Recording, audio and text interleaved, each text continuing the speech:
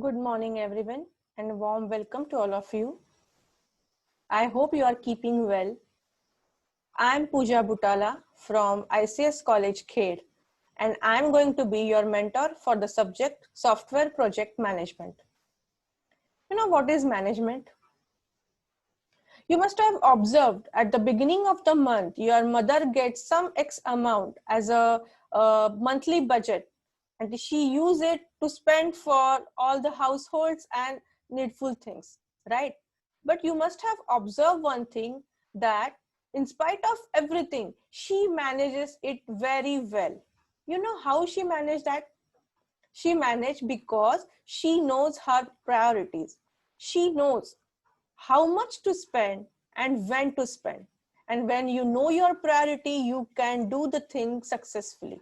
Okay. So here I have discussed two important things. One is time and second is cost. Okay. So these two things are very much essential when you are going to learn about the management.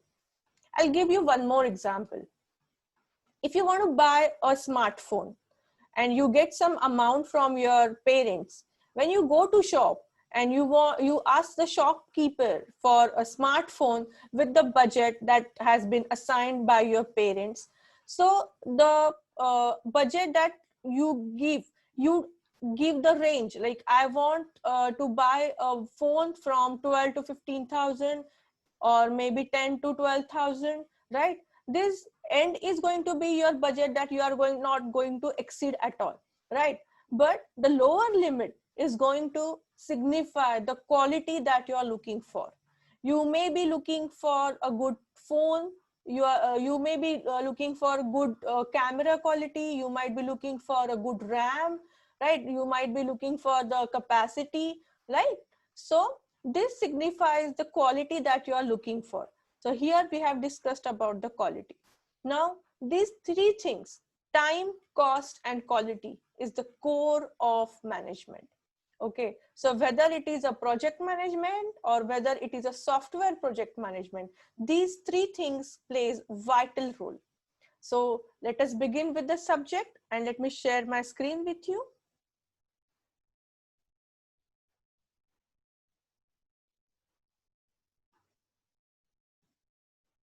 I hope you can see the slide. Okay. Now, let's start.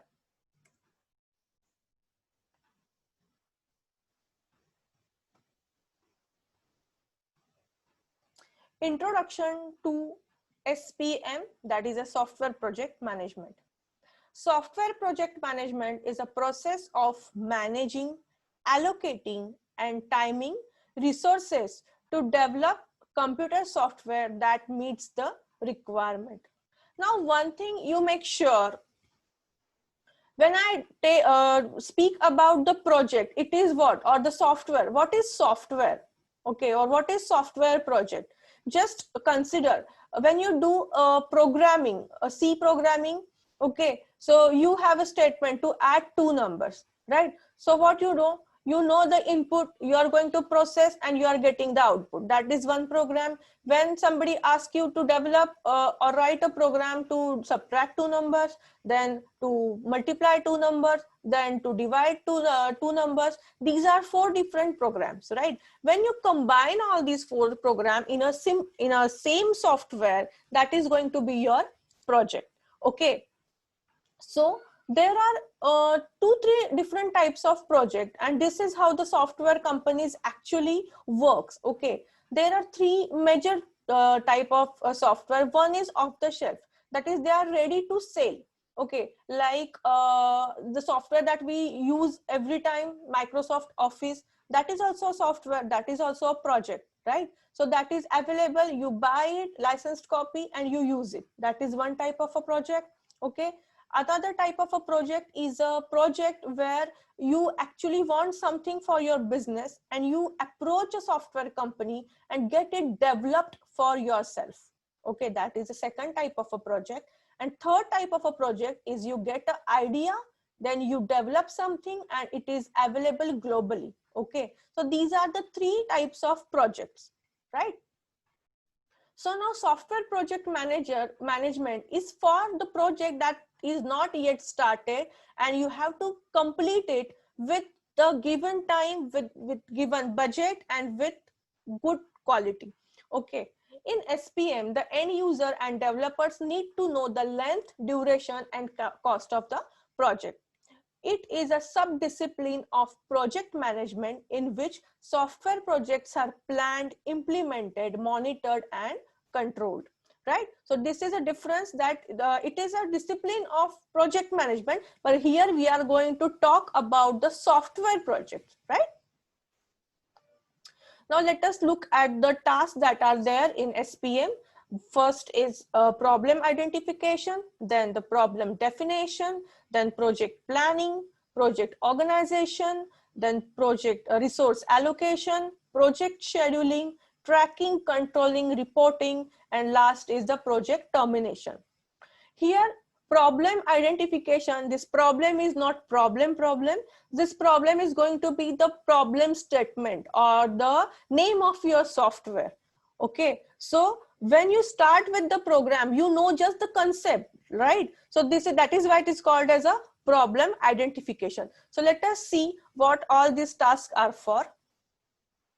So in problem identification, project is identified, defined, justified, and decisions are made while approving, declining, or prioritizing the projects.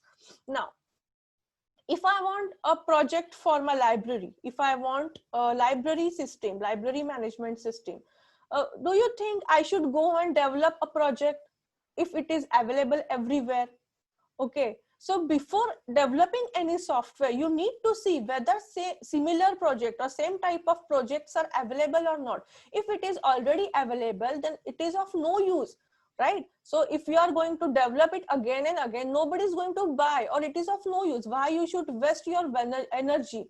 Okay, so when you decide upon something, when you want to develop a project, or if you want something for your organization, then first thing that is taken into consideration, that whether this type of projects are already there in market or not.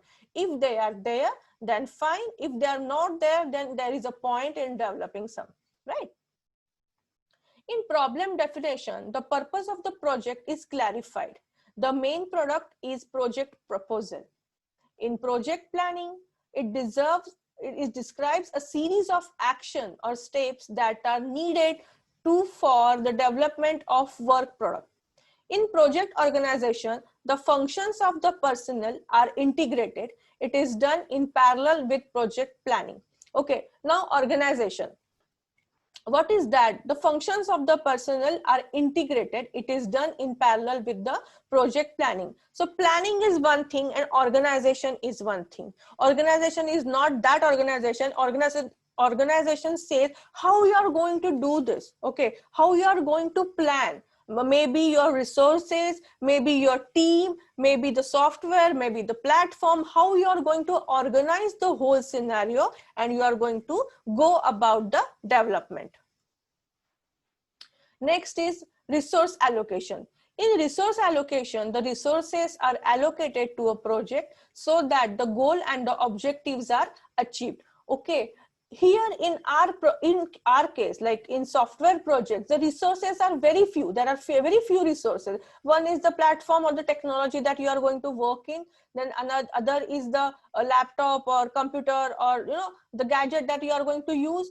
And then third is the team. Okay, and that is the very much important, or the foremost important part of the development, because the people who are going to work, or the team who are going to develop the project, are the main important resources of the project. Then project scheduling. In project scheduling, resources are allocated so that project objectives are achieved within a reasonable time span. Okay, now what is scheduling? You are aware, you know what is timetable. Okay, so in project they make schedule because they are, you know, long duration projects, maybe 3 months, 6 months, 8 months, 12 months, 3 years or something like that. So you need to prepare the schedule, otherwise it will take so long to finish the project, and in between you will get a same new product with a new technology, and your this work is of no use. Okay, so you have to you have to schedule your work, to organize your work, so that you will get everything in particular or desired time. In tracking, reporting, and controlling, the process involves whether the project results are in accordance with the project plans and performance specification, and proper action is taken to correct unacceptable deviations. Okay, so consider that I have asked you to write a program to add two numbers. So you will take two numbers, you will do addition, and you will get the output as a addition. What the result is giving you the multiplication, so it's a fail. Similarly, when you are going to develop a program, okay, you know what you are looking for, you know the output of the program, but if it is not going to give you that particular output, then the whole system is fail. So every time, at every process, every time of the process, you have to see whether you are getting the desired output or not. And if you are not getting it, you have to correct it at that same point of time. Okay, otherwise your whole system will be fail. And the last one is project termination. In this particular phase, the final report is submitted or a release order is signed. So that is the end of the project. Now we are going to see all these things in more detail. Okay, project definition. This is actually a definition which is actually for your studies. A project is well-defined task which is a collection of several operations done in order to achieve a goal. Okay, or project is a temporary endeavor designed to produce a unique product or service. So whatever you develop a software or you develop a service. So project can be a software or it can be a service. Okay, and as I have discussed, you are going to perform, or you are going to develop a program for addition, then you are going to develop a program for subtraction, then for multiplication, and similarly for division. And if you will combine all these four programs in a one single program, it is going to be your project. So similarly, it is said that a project is a well-defined task which is collection of several operations done in order to achieve a goal. Okay, so this is just an example, like a calculator, right? Software project.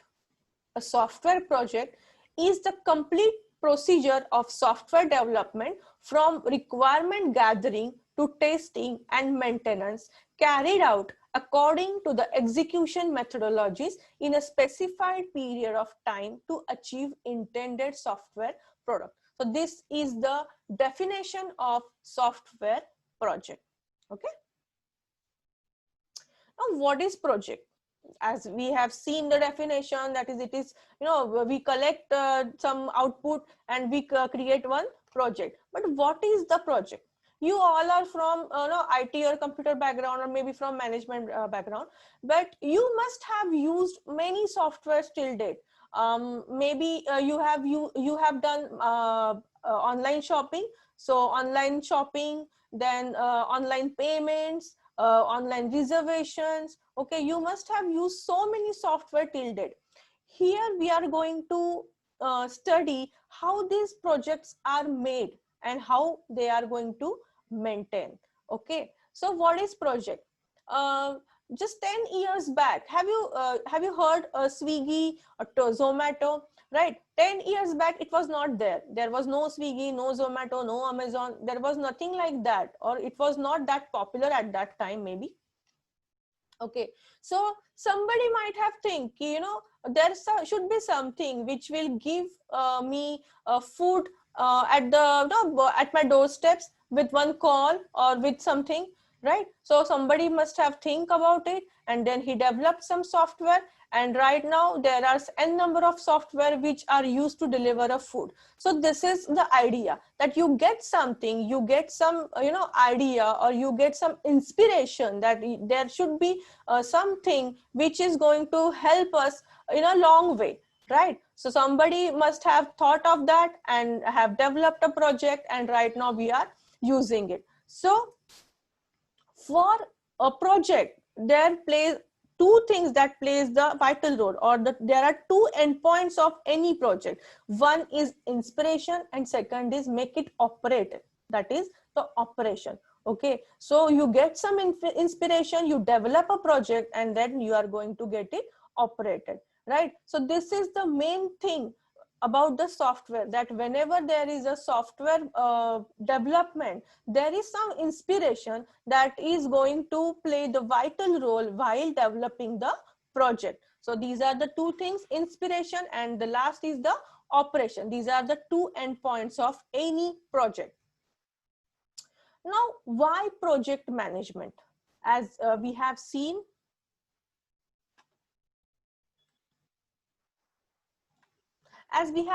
it before, okay, as I have discussed it before, time, cost, and quality, that plays the vital role in any kind of management. Okay, so the image above shows the triple constraints for software project. It is an essential part of software organization to deliver quality product, keeping the cost within client's budget constraint, and deliver the project as per scheduled time. Okay, this is really very much important.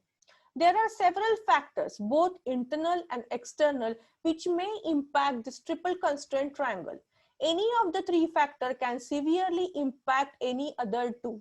Therefore, software project management is essential to incorporate using requirements along with the budget and time constraints. So if you will increase the development time, it is going to increase your cost automatically, right? If you are going to take much and more time, and if you are not going to deliver the quality of the product, then again you have to redevelop it, and again it is going to take some time, and then it is ultimately going to increase the cost of the development. So these three things, or this triplet, is very much essential. You have to consider while doing the project.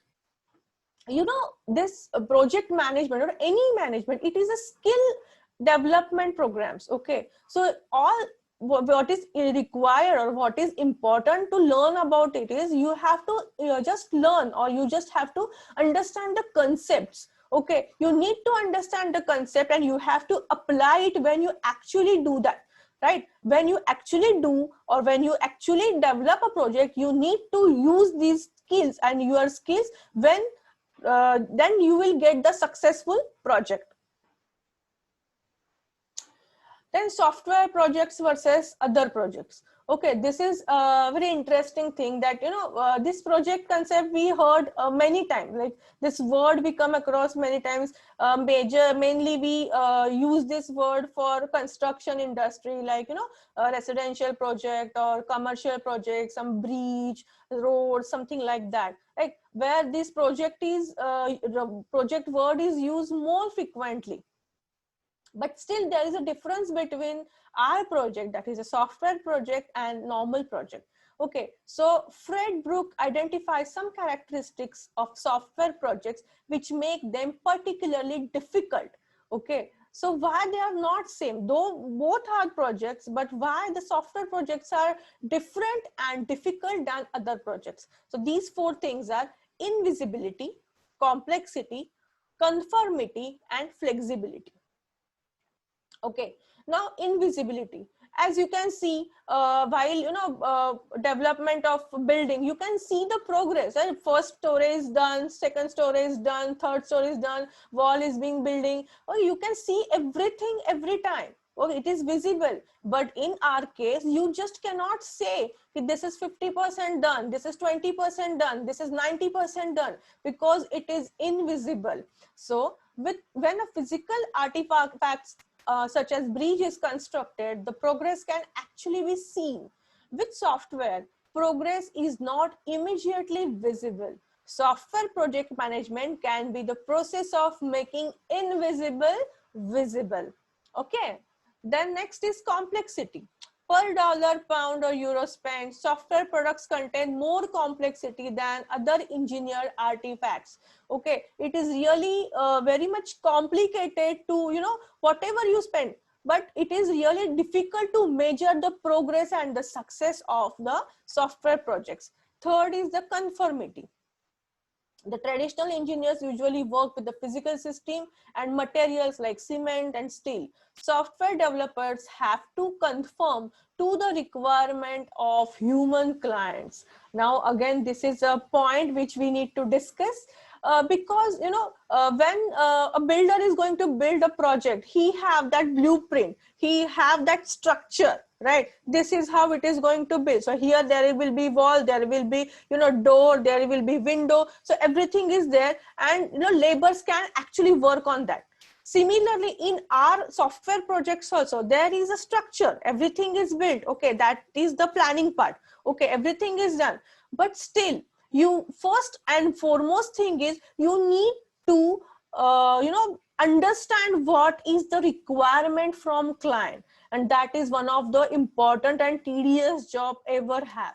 Okay, because every person is different, so understanding of every person is very different. So what I want to tell you, I don't know what you are getting out of it, right? So similarly, when the client is going to ask for some particular requirements, it is very much essential or necessary that the client or the developer is going to understand on a similar line. If there is a difference, then it is going to be a fail. Okay, so that is very much important. So conformity is very important, because it is whole and soul depend upon the IQ and the skills of the developer. Then the flexibility, that software is easy to change, is seen as a strength. It is a strength, right? Flexibility. The software system are particularly subject to change.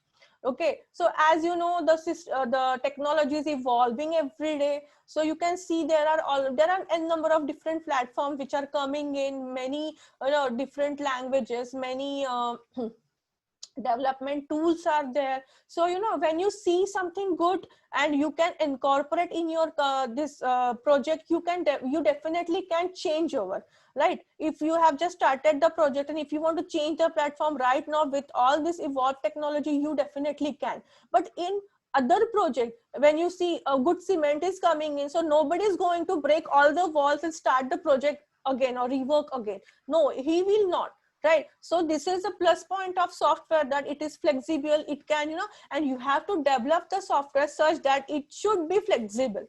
Okay, because you must be seeing every time there are some updates. Okay, software updates are there, so accordingly all your application gets this updated, right? Because they have to in line with the platform that are there, where their these softwares are working with. So this flexibility is very much important. Now, successful projects are usually the result of careful planning and talent and collaboration of project's team members. Project can't move forward without each of the key team members. So here we are going to see the project management team roles and responsibilities. For any type of management or any type of organization, there have to have somebody to have hold over it. Okay, he have to monitor everything, so there has to have some hierarchy. Okay, there has to have some hierarchy, there has to have feedback sharing, there have to have something by which everyone is under control. So similarly in softwares also, there is some structure which is generally used in all the software industries. So the one is project sponsorer. Okay, the one who is going to pay, or who have started the project, or who have the concept that this should be the project, and this is how it should get delivered or developed. Okay, the person who is going to pay the company or to all the people who are going to develop the software. So he is a project sponsorer. So he have some rights, like project sponsorer is a senior management role. Of course, he defines the goal and strategies, what he actually looking for. He approves the budget, because he have some he have to know, and he must approve, or he must give some budget within which you have to complete your development. He authorizes programs and projects. So he is one of the super level person in the project organization. Then next is a project director. Project director manages multiple projects with specific business objectives based on the organization's goal. I'm sorry for that. Responsible for the project success and has power to take all the decisions. So now project director is a person who can look for one single project or many projects which are there in that organization. Okay. Third is the project manager. Okay, now this project manager is specifically for the given project. Okay, so there are one director who is looking after 3 or 4 different projects, but there is only one project manager for one particular project, right? So project manager is responsible for the day-to-day working of the project. Project manager all team members and manages resources. So he is the person who manages all the resources. And as we know, what are the resources? First is the technology, your platform, and the important thing is the team members. Okay, so he manages team. Okay, now third second last is the project lead. We can call it a team leader. Okay, this is more familiar word, team leader. Okay. Project lead is responsible for planning and progress of project. Project lead handles team members. Okay, so project lead is a person. There is a group of 10 or 12 or 20 people who are going to do some assigned tasks. Okay, there are different tasks for project, maybe for GUI development, maybe for some other development, maybe no. So there are different units where the team is actually separated, or a team is distributed. Okay, so for each and every task there has to have a project lead, and the team is going to report that person. Okay, now we'll just see what is project team. Team members are responsible for executing the specific task assigned. Okay, so now in a team, when there is if you will consider this is a GUI team, that is graphic user interface, so interface designing team, then the people or the team members who are working in that team is going to report the project lead about what all have done, or he is going to report the progress of the work that he has done. Then the project lead is going to report the project manager is going to report the project director, and ultimately project director is report to the project sponsor, or the main person in that particular project. So this is how the hierarchy works. Now, activities of SPM. A software project is not only concerned with the actual writing of software. In fact, where a software application is bought off the shelf, there may be no software writing as such, but this is still fundamentally a software project, because so many of the other activities associated with software will still be present. Like as I've said, we use this Office. Okay, then you must have seen the different versions of Office. Okay, Office 10, Office 11, Office 8, something like that. Why it is there? Because because of the new technology, they improve their software all the time, and that is why new versions comes in. So if somebody is not using very new technology, if he using a technology which was 3-4 years back, then that particular software should be compatible. It should be compatible with the platform where it is going to get installed. Okay, so it is not that when that Office has been made and they have stopped working on that. They are continuously working on improvement. So maybe it is a off the shelf project, or maybe it is an ongoing project. You need to work in software industry. They need to work over each and every project that they have completed. You must have seen this antiviruses. Okay, so it is not that they have done this software and they are just selling it. No, they are improving it every time so that it will be compatible with the all technologies or all the evolved things which are coming in, right? So there are three successive processes that bring a new system: the feasibility study, planning, and project execution. Now we are going to see this one by one. Feasibility study. Okay, is it worth doing?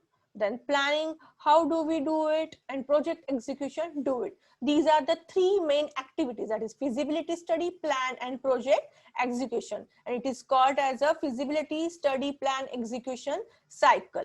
Okay. Now what is feasibility study?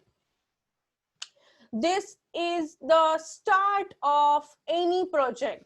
Okay, this is the start of any project, that is called as a feasibility study. As you can see, feasible, is it feasible? So this investigates whether a prospective project is worth starting, that it has a valid business case.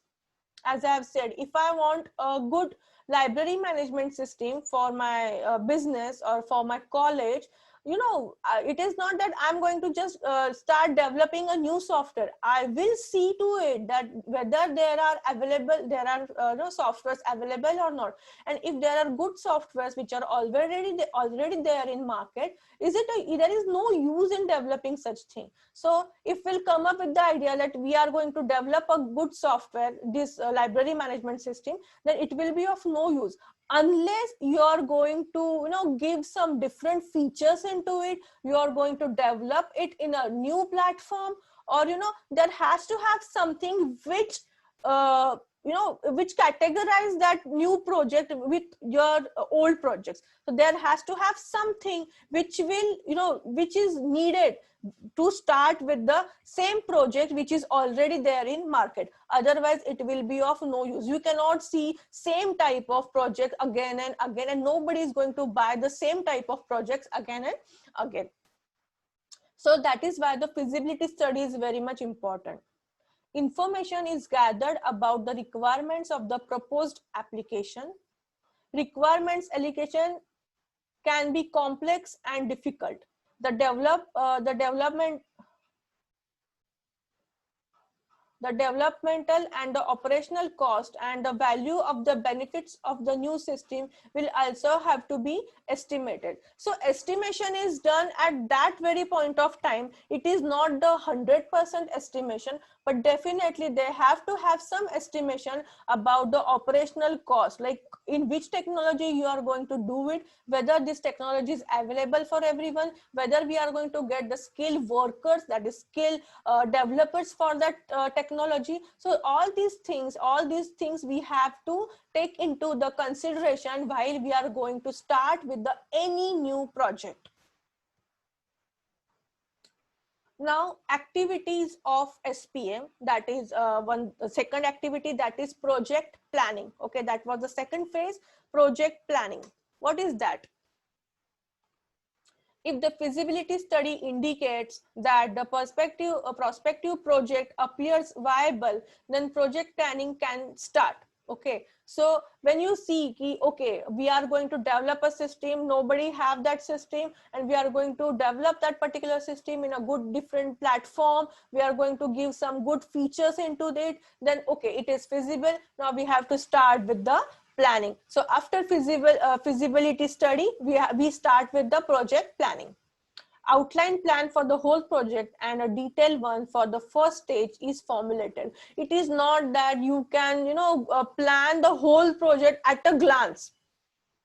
Though you have a structure that, you know, this is what is the output we are expecting, these all are, you know, these are the features, it should get incorporated in that particular project, but still you always plan it one by one in progressive way. You cannot make it as a whole. right? So this is also very much important. So planning plays a vital role in project management, because more detailed and accurate project information after the earlier stages of the project has been completed, planning of the later stages is left to the nearer their start. So when you when you end up with one phase, you are going to start with the new phase. Okay, so this is how this is how the plan can be done, or in software this is how they plan one phase. At the end of the plan, they plan next plan, or they no, next phase. So accordingly and progressively they plan the whole project. Then third is the execution, that is the final process. Okay, and in between there are many processes which we are going to look into. So this is a project execution phase. What is that?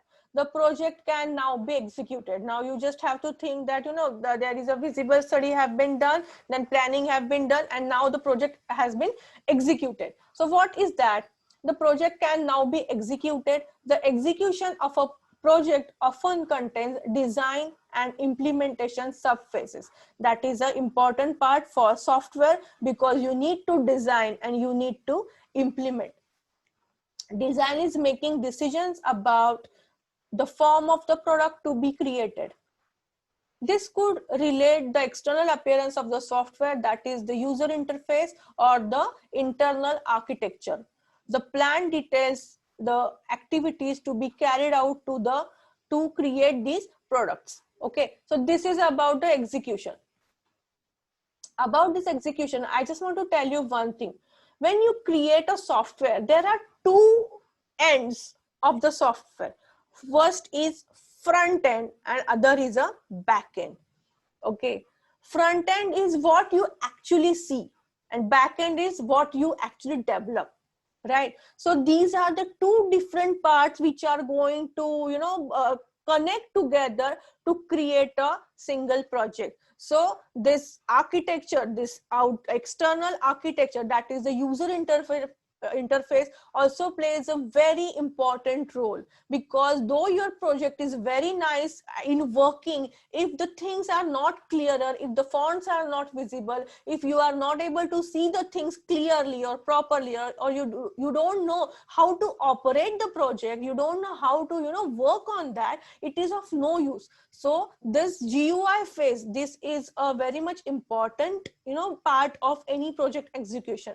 So many people think that in software industry there requires only and only programmers, but no, it is not like that. They require many different type of people who can work in very different areas. Like they can work with this logo designing, they can work with GUIs, they can work for the form creation, buttons, and all those cosmic changes. They are very much essential, or that is the important or one of the important part of the software development, right?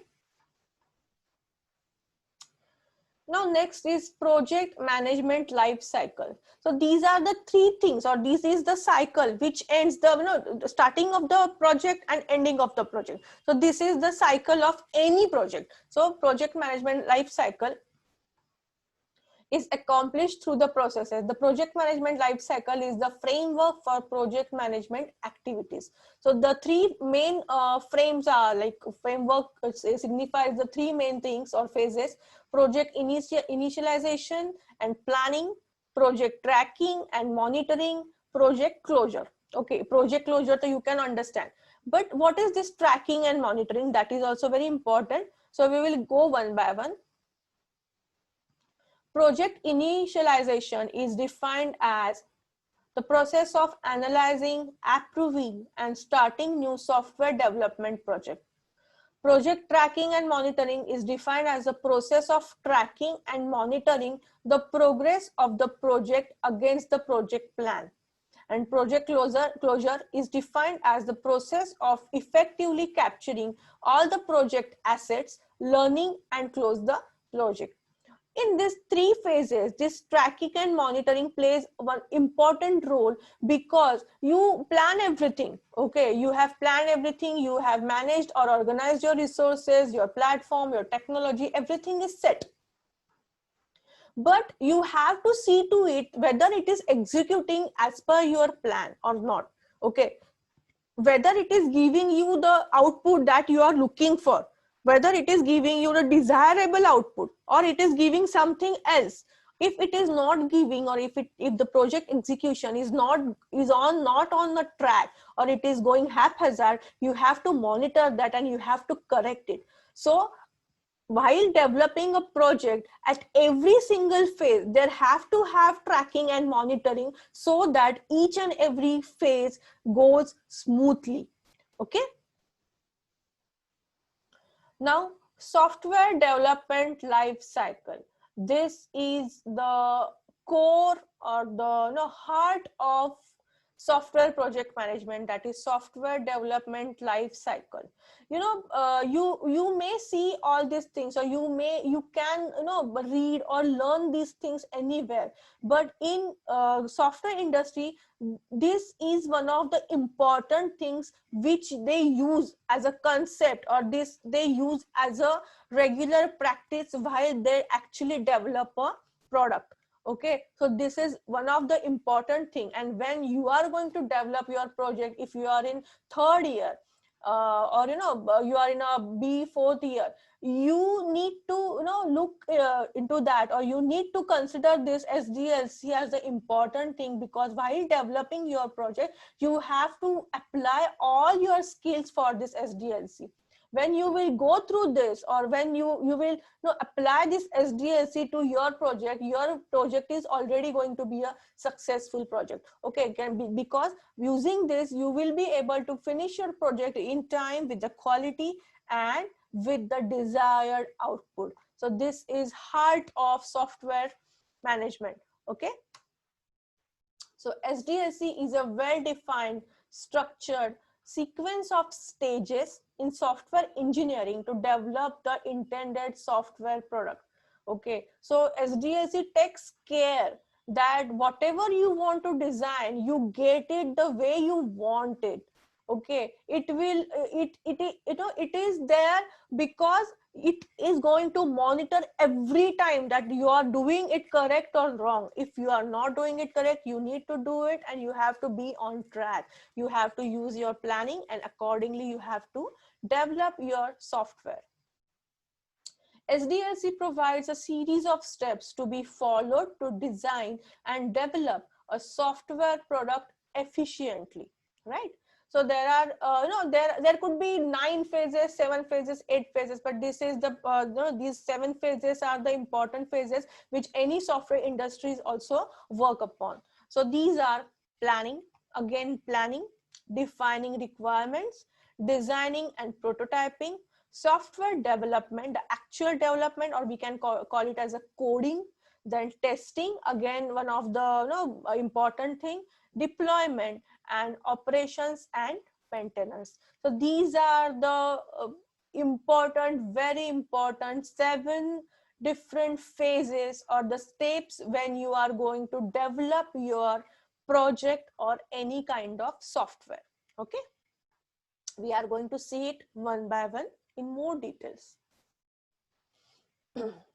So first was planning. So planning is the crucial step in everything, and so as in a software development. You need to plan each and every day, right? Whenever you come to college also, you plan your day accordingly, you work about it. Otherwise you will fail in using your time, right? So you plan your day and accordingly you work for that. So everywhere in our day-to-day life also we do planning. Similarly in this software project also we need to do planning. Without planning, everything is failed. You just cannot go ahead, right? In the same stage, requirement analysis is also performed by the developers of the organization. So requirement analysis and project planning goes parallelly. Okay, So, you need to analyze what all you are going to require for the complete, for this particular project. At the same time, you are going to plan it. Okay, so these two things go hand in hand. This is attained from the input from the customers, sales department, market surveys, etc. So as we have discussed, when you want to develop a software, there are some phases which everyone goes through. Like, they do market research, they see whether such product or project is already there or not. If it is not there, then they will go and ask many people. There will be surveys where they are going to get some good information from the people who are going to use it. If it is for for accountants, then they are going to see to it that it is they should made it as per their requirement and norm. So market surveys are also important in making the software, because they give you information what the market is actually looking for. Market want something and it is not there, then we must develop it. So market surveys plays important role in software development, right? We need to take, because ultimately they are going to be the consumer. Okay, for software they are going to be the consumer, so you need to know what they are actually looking for, what they want, and accordingly you have to make your software. The information from this analysis forms the building block of a basic project, right? So if somebody will go to, if I want some software, so if I want to develop a software, I'll go and ask the every department that what you want, and I will collect everything that in this particular project I need these many things to be incorporated, and accordingly I am going to plan the project development, right? The quality proof of project is a result of planning. Okay, the well you plan, you get the more desirable output. The worst you plan, you will be fail in that particular project. Okay, so that is the case. So planning is the most important thing in the whole system. In this stage, the basic project is designed with all the available information. So whatever information right now available, see, in this development, you are going to get new information and you are going to incorporate. So it is going to, change every time. It is not that I planned this and at the end of the day, I'm going to, dealing with only that much information. No, there will be new suggestions, there will be some complications, there will be some, inevitable, there will be some bugs, there will be some risks. So every time when you actually work on something, you get something new to work upon. You get some different ideas, you get some good ways by which you can complete the task. Okay, but you prepare some thing that is rough or mock planning by which you are going to do it and how you are going to plan it. So in this stage, the basic project is designed that this is how it is going to be. That is the first and rough project plan that is made. And actually this is made because just to give a kickstart for your project. Next is a requirement gathering.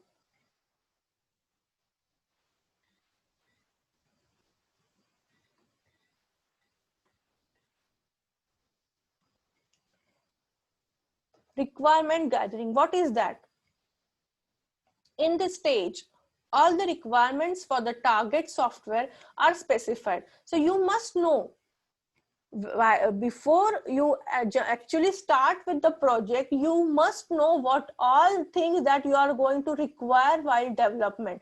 Okay, you may require some resources, you may require good skilled people. You have to take into account that who is going to give you money to develop, who is going to sponsor your project. Okay, who is going to see whether it is right or wrong. If there are some if it is a accounts project, then there have to it should match with the rules and protocols of that particular area. So there have to have people who are going to analyze it, who are going to see whether it is up to the mark or not, right? So these requirements get approval from the customers, market analysts, and stakeholders, right?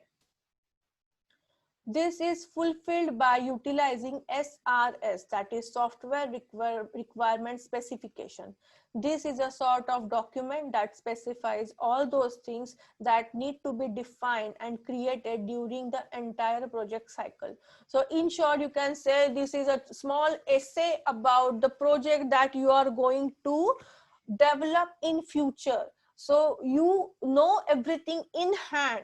This is what I'm looking for. This is the, this is the core of the software. This is how the outputs are going to be. These are all the features that are going to be there in your project. So these all things, that everything is there described in the same document, that is called as SRS, which is also important. When you are going to create a project, you have to give the synopsis.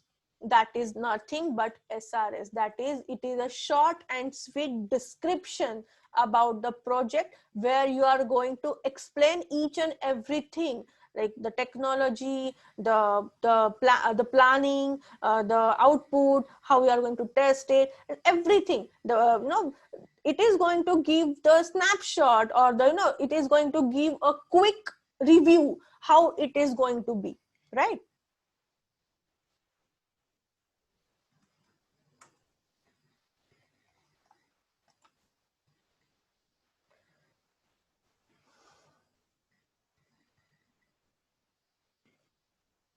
Next is designing and prototyping.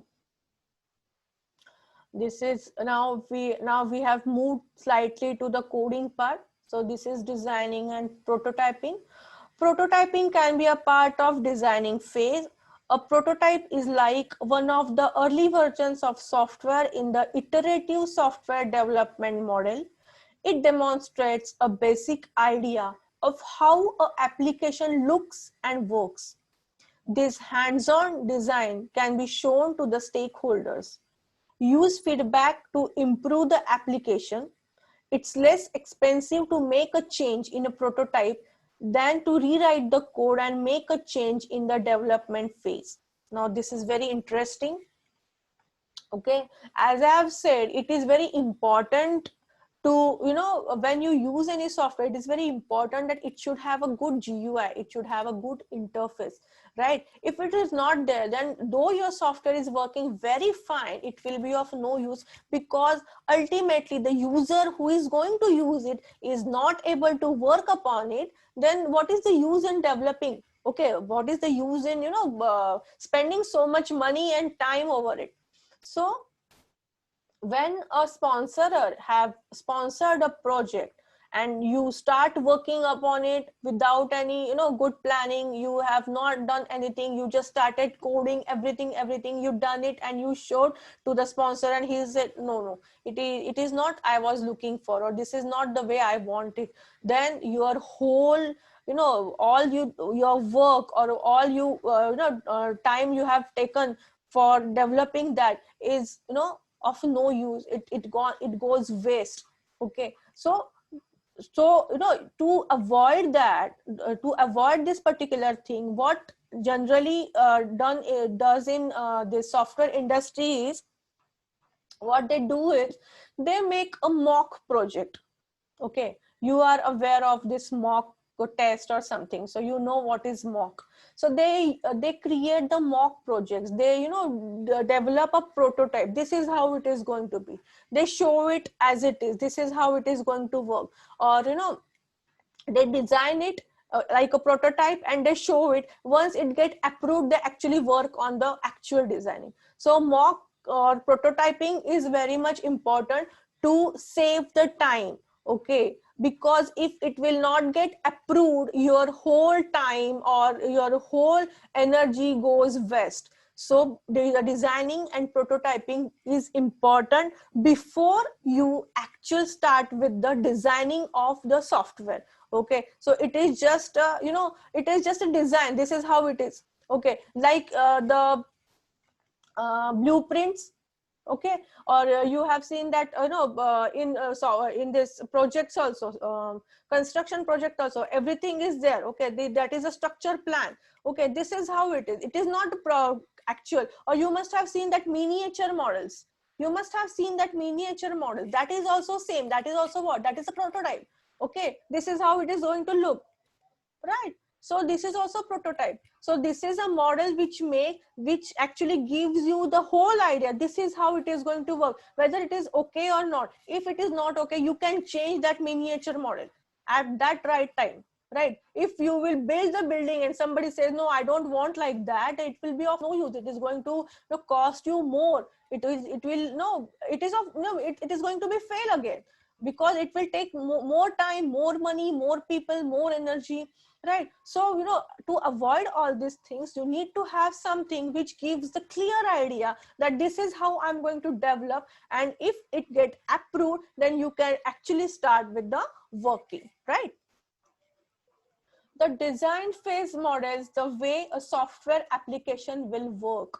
Some aspects of the design include the architecture, user interface, and platform, right? As I have said, and it is very similar to miniature model. That is, that you must have seen many in many builders office also, that if they are, this is a proposed planning or this is a proposed project they are doing, so there is a miniature of the building, that this is how it is going to look. There it's a building, then you can see the, cars are moving, there's a tree, and everything you can see in that particular model, okay, which gives you the clear idea. This is how the plan is going to be. Similarly, in softwares also, you have to create the prototype which give you the clear cut idea. This is how the plans are going to be. This is how the forms are going to be. This is how, after clicking this button, this form is going to open. After clicking this is going to open. So this is going to give the whole good idea, the working of the project, right?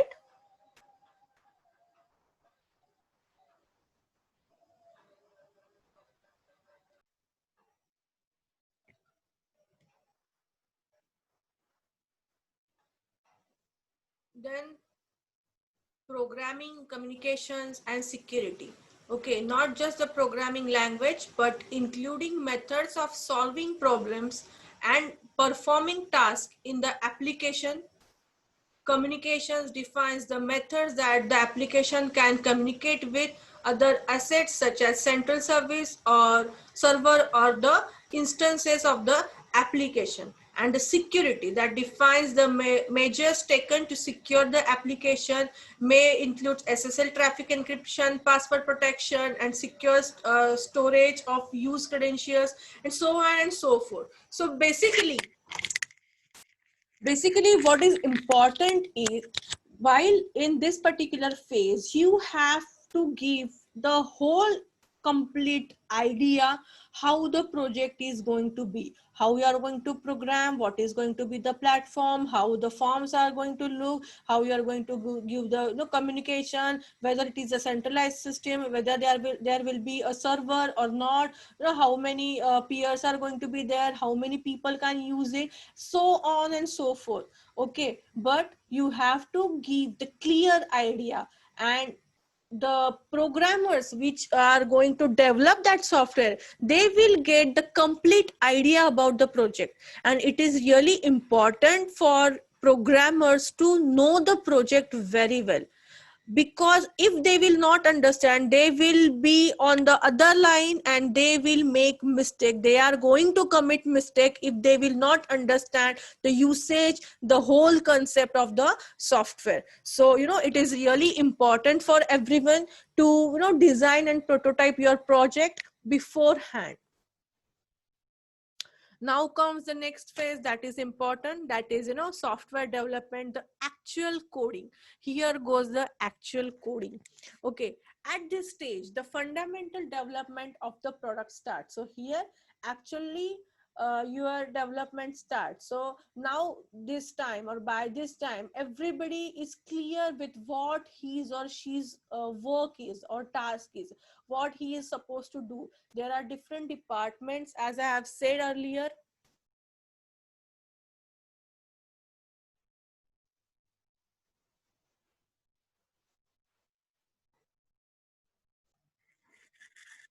So there are department for designing, prototyping, then actual development, then planning, scheduling. So testing, everything is there. Okay, so now by this time, when you start with the development, everybody know in hand that what they need to do, what they are supposed to do, right? So now after that, the actual program or development starts. For this, developers use a specific programming code as per the design of DDS. Okay. Hence, it is important for the coder to follow the protocol set by the association. Conventional programming tools like compilers, interpreters, debuggers, etc. are also put into the use at this stage. Some popular languages like C, C++, Python, Java, etc. are put into use as per the software regulations. Okay, so here actually when you give the prototype, when you give all the details, actual coding will get start. And while coding, you have to get, or you have to make the use of compilers, debuggers. Okay, you have to, you can take the help of all, applets or some, or everything that is available for the better coding to, it should not be lengthy code, it should be, very efficient, small, and small code which give the desired output. So this is how the development actually starts. That is just the writing of the program as per the given schedule. Product testing and integration. Now, for our softwares or for our projects, this is something that is, advantage of software project, that we can test. Okay, when buildings are made, they made it so that their security and everything, that, though there is earthquake, they have the capacity or something, but they will not wait for earthquake and see whether it is foolproof or not. But in our case, definitely we can check it in hand before you actually deploy the software to the your customer or the client. Okay, so it is a critical to test an application before making it available to the users. After the development of this product, testing of the software is necessary to ensure its smooth execution, right? You need to check each and everything, right, before you give, or before you deploy that software to your client. Although minimal testing is conducted at every stage of SDLC. As I have said earlier, SDLC is the cycle where each and every phase is taken into account, and if you see any flaw while executing that phase, you have to rework on that and you have to go again. So every phase is being taken care of, it's being monitored, and it is used to see to it that it is working as per your planning, right? So although minimal testing is conducted at every stage of SDLC, testing should ensure that each function works correctly. Different parts of the application should also be tested to work seamlessly together. The testing phase helps reduce the number of bugs and glitches that the user encounters. This leads to a higher user satisfaction and a better usage rate, right? So whatever may be the process of development, at the end, nobody is going to see how much you have worked, or how much effort you have taken to develop the project, because everyone is interested in the end result, that is the actual application. So the user is more keen about, or more what you will say, he's more into it, that what he's getting is as per his requirement or not. Okay, so the effort that you put in should come with a good testing. When you do a good testing, then and then only the client will be happy and everybody will appreciate your efforts. If you will not test your product, then it is bound to give some bugs, some errors. Okay, there could be a compatibility issue, there could be using issue, there has to have some manuals also, that how you are going to use the software. If it is not there, then also there will be problem. Your fonts, your working style, everything matters, and you have to test each and everything at every phase, so that you will get the integrated model which is completely working. Okay, and when you test it accordingly, the client will be the person who is the most happiest on the earth. Then the deployment. Deployment is actually giving that software to your client who have asked for. In the deployment phase, the application is made available to the users. Okay, many companies prefer to automate the deployment phase. This can be as simple as payment portal and download link on the company website. It could also be downloading an application on a smartphone. As you know, you are using your Play Store, right? To download the application, you don't go to the company and ask for the CD and download it. Instead, there is a link. You just click on the link and everything gets done. Deployment can also be complex. Upgrading a company-wide database to a newly developed application is one example. Because there are several other systems used by the database, integrating the upgrade can take more time and effort. Definitely, you must have heard of the ERP. ERP is Enterprise Resource and Planning. These are a kind of big projects. Okay.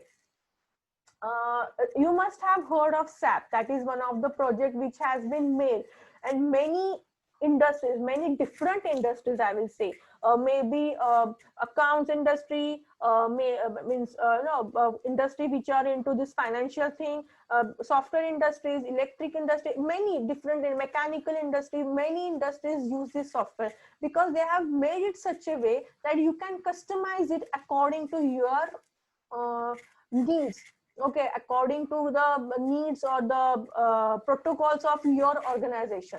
Okay, so this is one of the important type of software where the software is already made and you can customize it as per your requirement.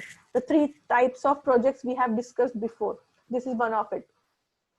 Okay, so when you are using some software and now you are going to upgrade your organization with a new system, you have to change everything, the database and everything. So you have to merge that thing. So it sometimes it is time consuming also.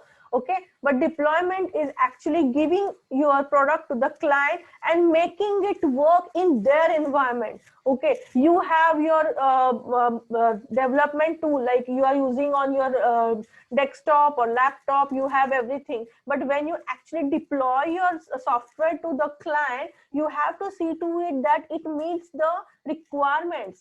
Okay, those are called as prerequisites. So you have to see to it that whenever you are going to install, or whenever the client is going to install the software on his mobile or maybe on his desktop, there has to have all the things or the prerequisite at place. Then only he will be able to do that. If it is not there, it will come up with some bugs and client will never be happy with your efforts, right? So this is the last stage, that is called as a deployment. Now operations and maintenance. As I said, you already use Microsoft Office or these different softwares which are inbuilt with your computers also. But you must have observed they get updates all the time. Okay, you get the update, you get that pop-up that no update is available. Why it is there? Because there has to be there has to be improved things. There have to have new included features which will ease the use of the software. Okay, because every time the user, the client is looking for something else. They want more finished, they want more easier, and the companies need to work on the project again and again. It is not that they will from scratch they need to do that, but they need to change it accordingly. They need to change the platform. They need to they have to work over the project again and again so that it will move smoothly and people will like it more. Okay, maybe 10 we are using this Microsoft Office since so long. Okay, but still we are using it because we don't find a good alternative to that. We use Word, we use this PowerPoint. Why? Because it is moving flexibly. Though you are getting, you are using Windows 98, you are using Excel, you are using now Windows 10, still it is working fine because they are updating it for each and every software, or it is using for each and every what you say the OS. Okay, so that is why it is very much important to maintain your product. Okay, then another thing is, um, at this point the deployment cycle is almost finished, the application is done and being used in the field. Okay, the operation and maintenance phase is still important though. In this phase, user discover bugs that were not found during the testing. These errors need to be resolved, which can span new development cycle. Just now I said, so if at all that your client gets some bugs or some things that is not working properly at his environment or client's environment, then you need to work over it. So operations and maintenance plays important role, because though you have put in your efforts to develop the product, but it is working fine in one place and it is not working fine with some other place or some other platform or some other environment, you have to take care that it should get work there also. It should work smoothly. So you need to keep on keep on looking the things which may cause the hurdle or which may give the bugs while running or while operating the program. So this operations and maintenance plays an important role. Okay, now we will see the SDLC models. Okay, so software development life cycle have different models. We are going to see the important model into it. That is a classical waterfall model. Okay, it is a waterfall model. At its suggest, it is like a waterfall. How we will see it? A classical waterfall model is a basic software development life cycle. So it works as SDLC only. Okay, but there are some phases into it. It is very simple but idealistic. All other software development life cycle models are based on the classical waterfall model. So this is the heart of it, and on this only you can go with the development. Okay, classical waterfall model divides the life cycle into a set of phases. This model considers that one phase can be started after completion of the previous phase. So it is very mandatory that you will not start everything as a whole. When you start eating your dinner or lunch, you just cannot grab everything and put in your mouth. You start one by one, right? Similarly, you have to take care when you start developing your product. You have to look into that. You have to do it phase by phase. Okay, partly you have to start it. You cannot start your project as a whole. It is a part. You have to finish one part, then go with the second, then you have to finish that, then go with the third. And this is how, if you will do this progressively, you will get the success. Otherwise it is going to be clumsy, it is going to be messy, and you will never be able to come out of all that mess which can be made in this jugglery. So that is the output of the phase will be the input to the next phase. Thus, the development process can be considered as a sequential flow in the waterfall.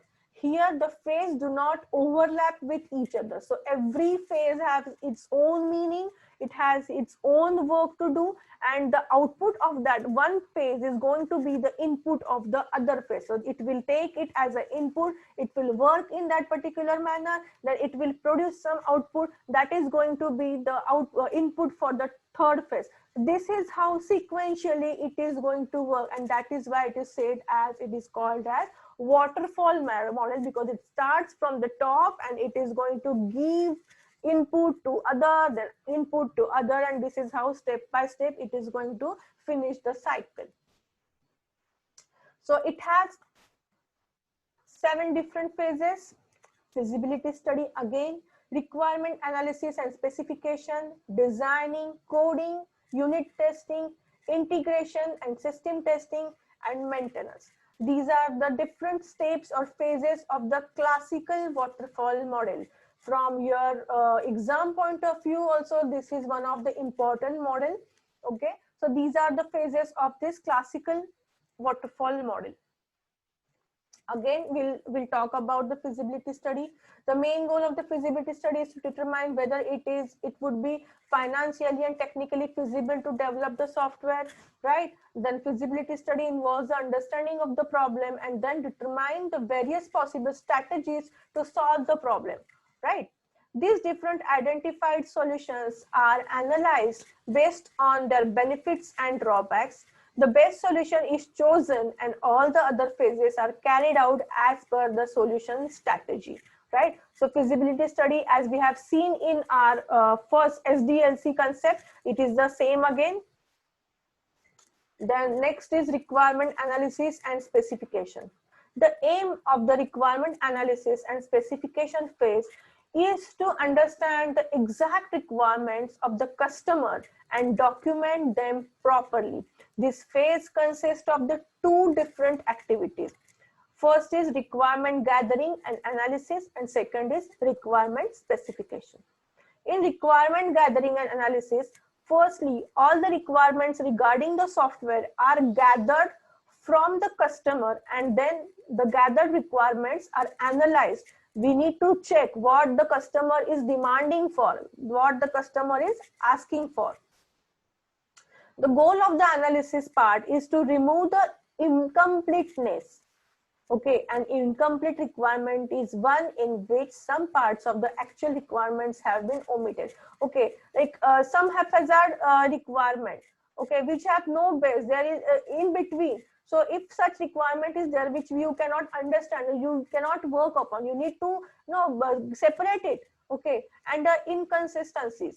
Inconsistent requirements is one in which some part of the requirement contradicts with the some other part. Okay, so there are some flaws, while there could be some flaw or something incomplete or inconsistent which customer may ask for, which is actually practically not possible to work upon. So when you get all the information, all the needs of the customer, you have to see to it that which all part it is feasible, practically possible, and which is not possible. So that is very much important. That comes under the analysis. What all you can do and what you just cannot, which is not practically possible. Which is not practically possible, you have to tell them at that particular time. So this analysis thing is very much important. That comes under the analysis. Then requirement specification. These analyzed requirements are documented in a software requirement specification, which we have discussed earlier, called as SRS. Okay, SRS document serves as a contract between development team and customers.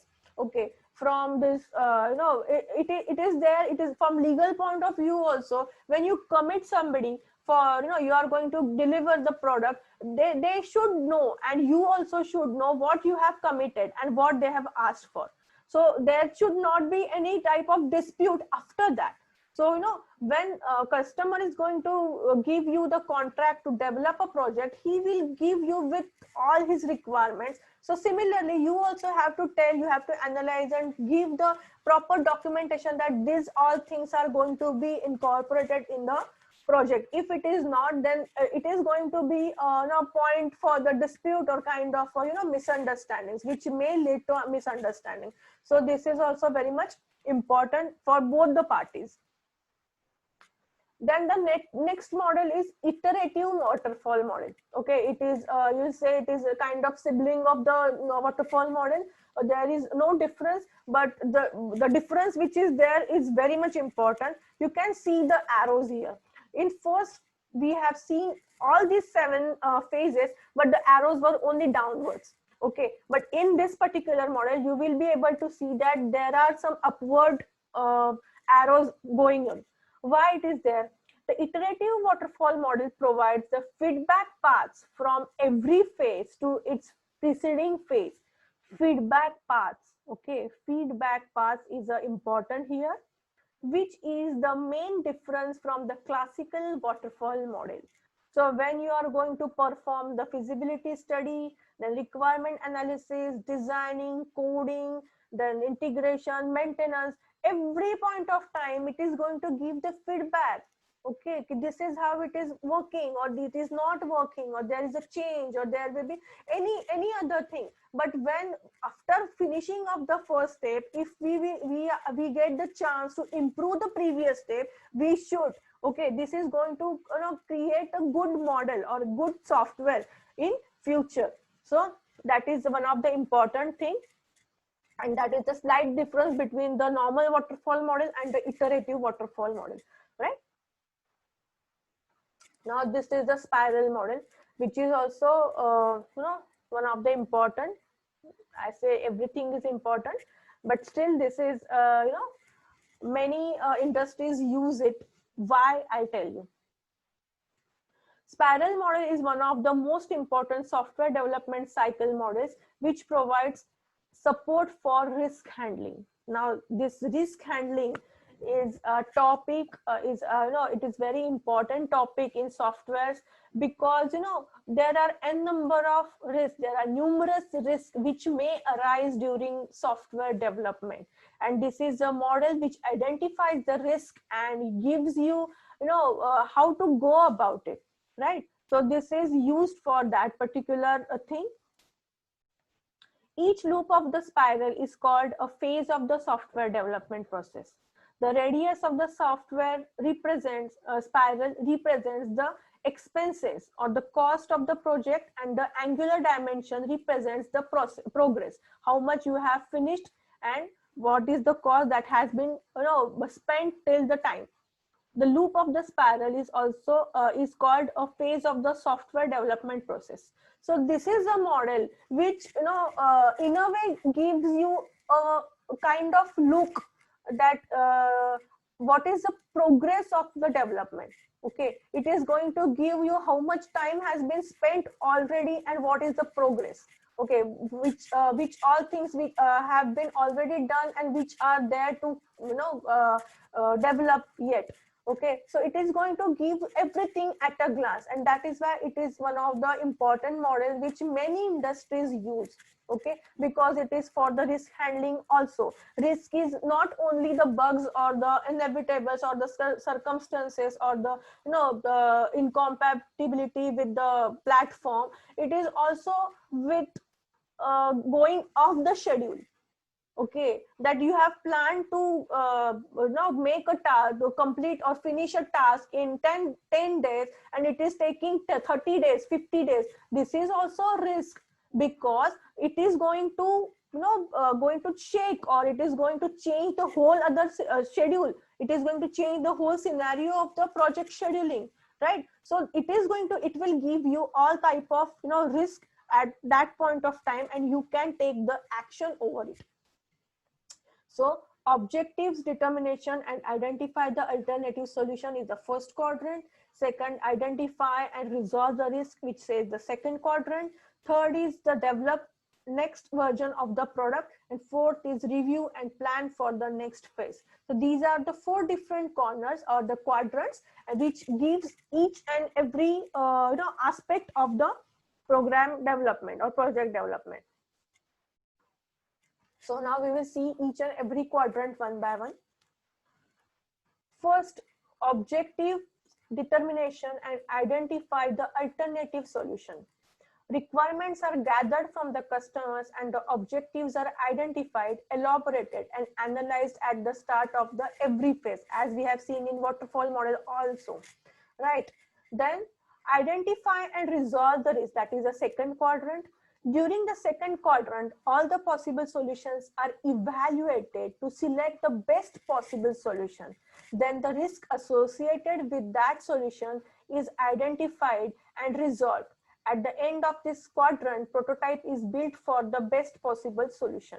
Okay, so before making prototype, in this particular model, we can see all the possible risks which may occur during the program or during the whole life cycle of the development, right? So at that time, if you will get to know the risks or the problems or the bugs or any kind of errors which may come in, which may disturb the whole schedule, then you have the time to rectify it and go for it again with the changes or with the getting a solution and changes.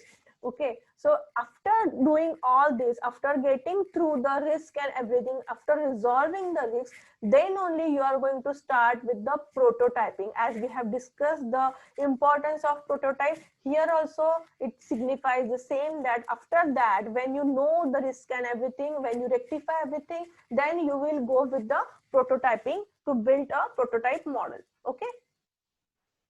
Then third quadrant says develop next version of the product.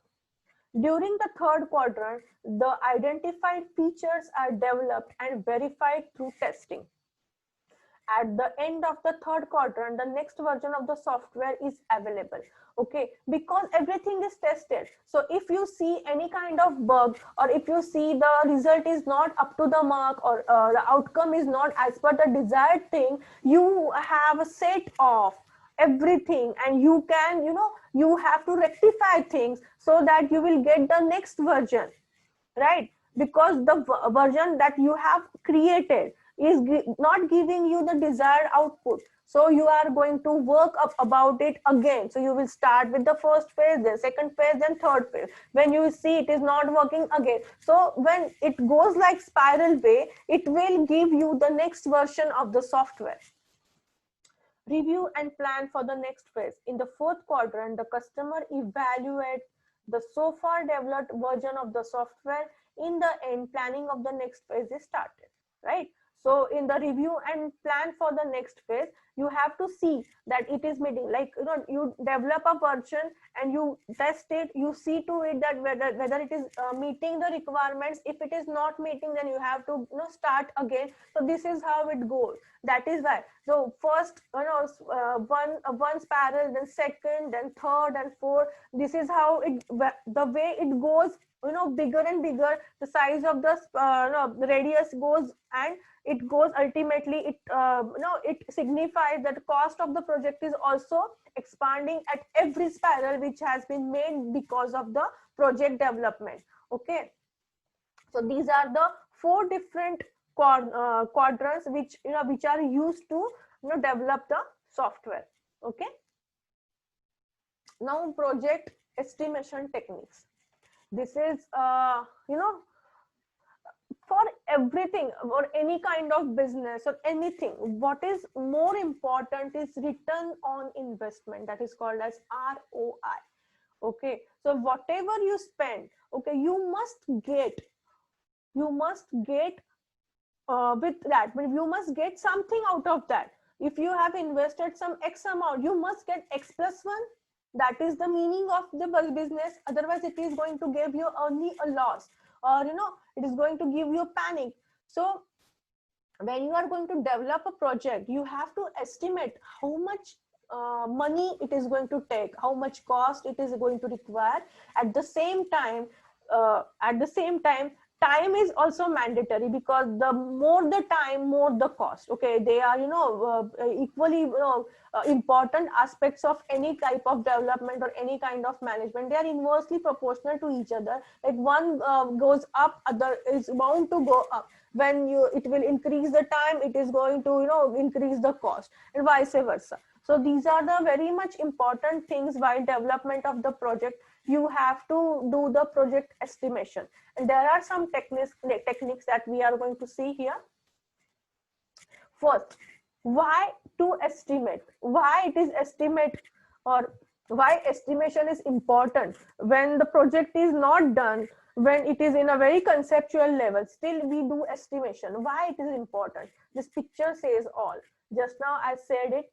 Okay, so rise in time, rise in cost gives it is going to fail. What specifications, efforts, resources out of control.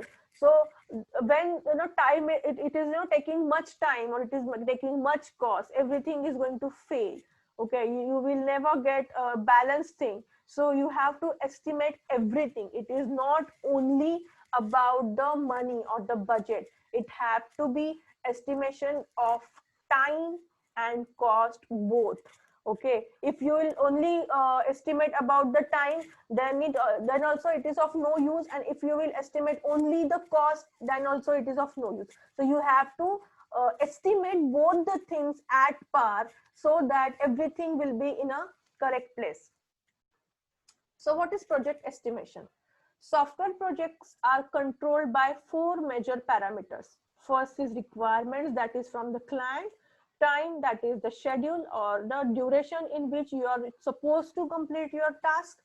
Resources, here in software there are only few resources like technology that you are going to work in, the team member, that those who are going to develop the software, the tools that you are going to use, and the references, okay, that previous projects or something which may help you while developing the project.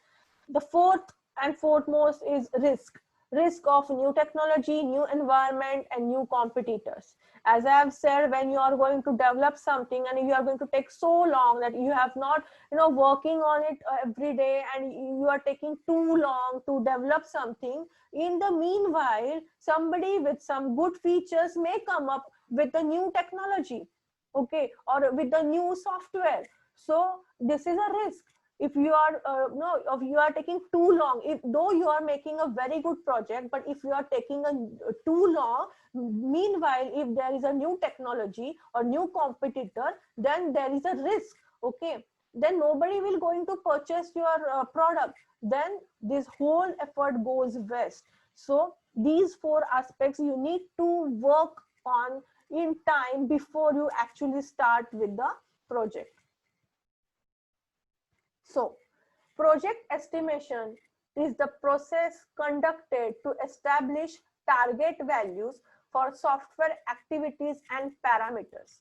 Okay, and these parameters are size, efforts, time, and cost. Now, time and cost you know already. Size and effort. Okay, what is size? Size of the project. How you are going to measure the size of the project? Is it going to be this much or this much? No. For software, the size is going to be LOC, that is going to be line of codes. Okay, so you must have what you say, you must have worked on many programs, or you must have developed many programs, but the program which is short in lines gives you immediate result. Why? Because it is very efficient. Okay, so this size matters. If you don't know how to use the language or how to use that particular technology efficiently, you are going to, and you are going to make it more lengthier. And if you will make it more lengthier, it will take, the program will take more time to execute, and it will going to affect the efficiency of the program. Likewise, in software projects also, the size matters a lot. How much the technology, or you must have used functions and C++, functions, you must know the signatures, you must know the class. Okay, so you can use it again and again. So this is how you have to use, so that you can reduce the size of the software, or you have to reduce the size of that program. When you do that, you are going to achieve the efficient program. So this is one of the important parameters, that is size. Then the efforts. Okay, what is efforts? Time and cost. So let us see one by one. Project estimation and planning is not possible without these 4 factors. So these are the mandatory things without which you just cannot estimate anything. In software life cycle estimation, estimation should be tracked and updated continuously. You have to see to it that each and every parameter is working well. If not, then something is fishy there. Risk may change the estimations. Okay, if something inevitable occurs, then there is a risk, and then you have to change everything. So that is a mean of the risk. So you just can't help it. When it comes, you have to change the estimations. So effort, we were talking about, we are going to see to it. Effort is the time that that has been taken by the developer while developing the program. Okay, so we are going to discuss it in a next topic, but still, just for your information, effort is here in our case. Effort is going to be the time that is going to take by the programmer to develop a particular software or maybe a code for coding. The time he is going to take is called as a effort. Okay. Now, what is successful project? Successful project is one which delivery in time, within the budget, and the required quality. Okay, so when somebody goes to or approach a software company and ask for the customized product for their own business, and the developer or the company assures you that we will deliver this product in 3 months, and if they will deliver it within 3 months with the budget they have already quoted for, with the given required quality or the quality that you have told or you have promised at the very first time, then he is going to use it very keenly, and it is going to be the successful project that will add feather in your cap when all these three comes together. Okay. Project manager sets the following goals: what to complete, when to complete, and how to complete. These three things which I actually told you when I was talking about the management, right? And see to it that it meets the goal of the time, quality, and the cost. So this is the core of everything, because project manager is the captain of ship. He is the person who has the responsibility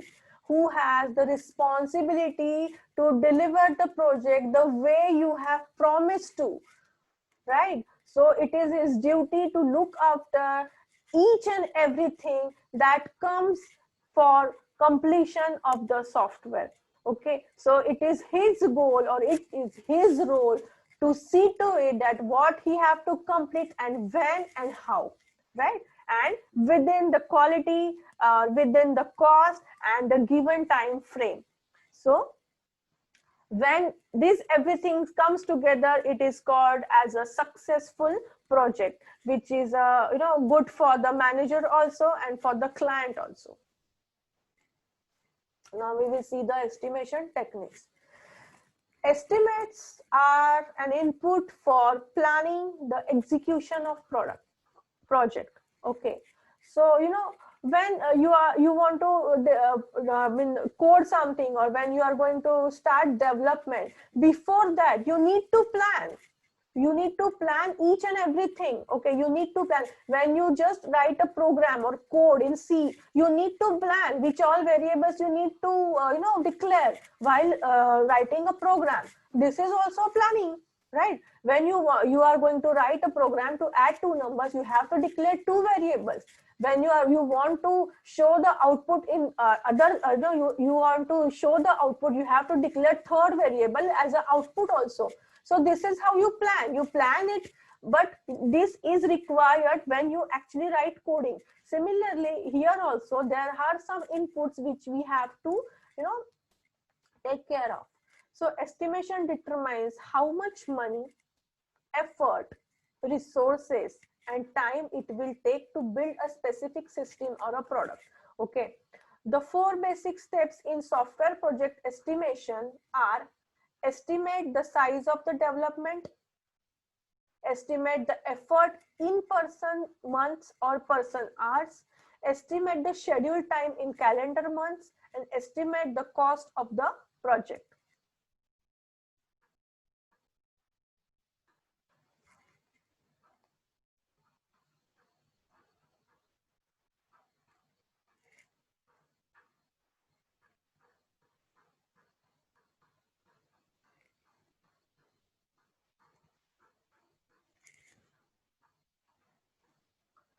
So estimate the size of the development, estimate the effort in person, estimate the schedule, and estimate the cost.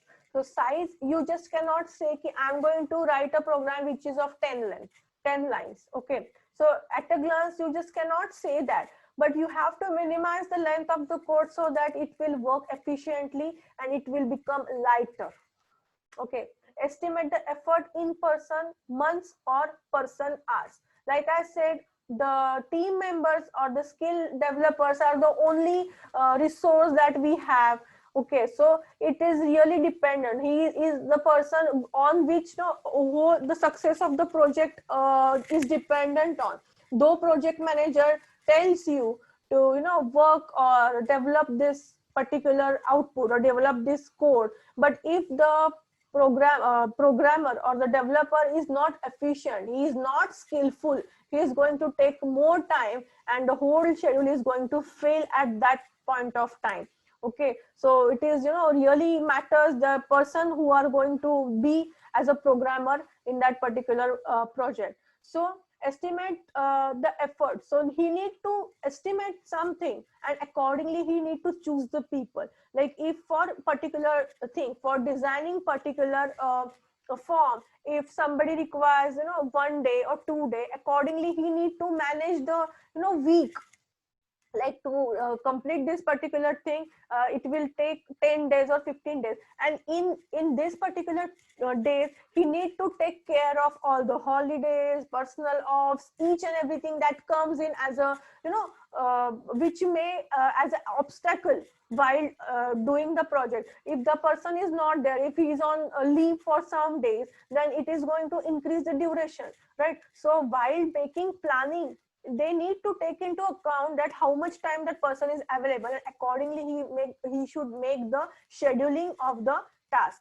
Okay, so this is effort in person months, how much month it will take to finish it, how much hour it will take to finish that particular, and accordingly he need to plan it. Okay, estimate the schedule. Accordingly he need to schedule the calendar months as per the availability of the programmer or the designer. And at last, the cost of the project. Okay, the skillful workers you are going to choose, you need to pay them more, so accordingly they have to estimate the whole project with respect to the cost or the salaries. With that, there are some minute things like the place you are going to sit in, the electricity bills, the technology, the software that you are going to buy. So everything comes together to give the proper estimate of that particular project.